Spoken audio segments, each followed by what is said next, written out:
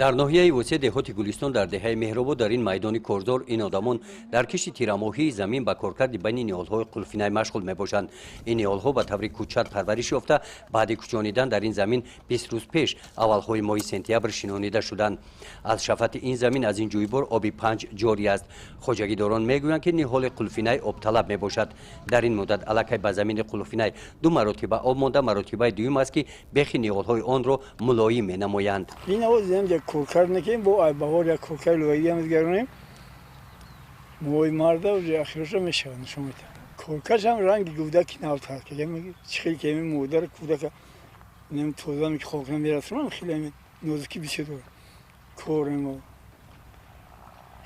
کار به چه قین نسبت دیگه چه قین تره خوشم که یک کم تا چخیل بگم سوداش نخسر نرخش کم طلبات اول زده ولی از خودش مثال نسبت به دیگه محصولات با کمتر میشه وضع خش دیگه قوای چی کاری زیاد نروه مثال پخته دیگه محصولات ایده کار بسیار از صرف میشه مردم ها چی میکنم مردم ها 20 ساله چی مشوره پوشتگی همین کارم پخته کلان زمه گشته چی میفهمم چی گفته خودی زمان ها با همین چیزا جواب پیش روید.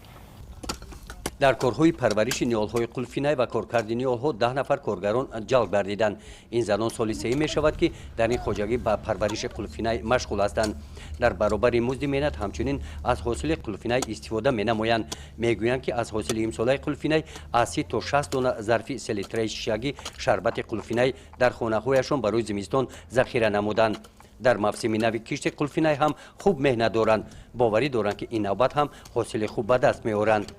آدمای کمی زمین در کار میکنن قلفینه هم میخرن میچینیم بازارا میبرن جمعواریش هم یارده میکنین؟ هم مزده خودمون هستیم هم جمعواریش اولی کار تا با آخر خودمون هم اشتراک میکنیم همه شرایطمون مهیا عبید میتخش رو سون به وقت ساعت هستیم آشکاریمون همه ساز است باشه تیرماه نیالهای قلفینه در حال افزایش قرار دارند. در پیش از بارشات برف و باران باز هم غذای بیشتر گرفته آخرهای ماه مرد پخته رسیده از این زمین حاصل آن به بازار برآورده می شوند. گزارش خواجه نظریف خدای نظر ظهروف از ناحیه واسه برای برنامه اطلاعاتی نوید.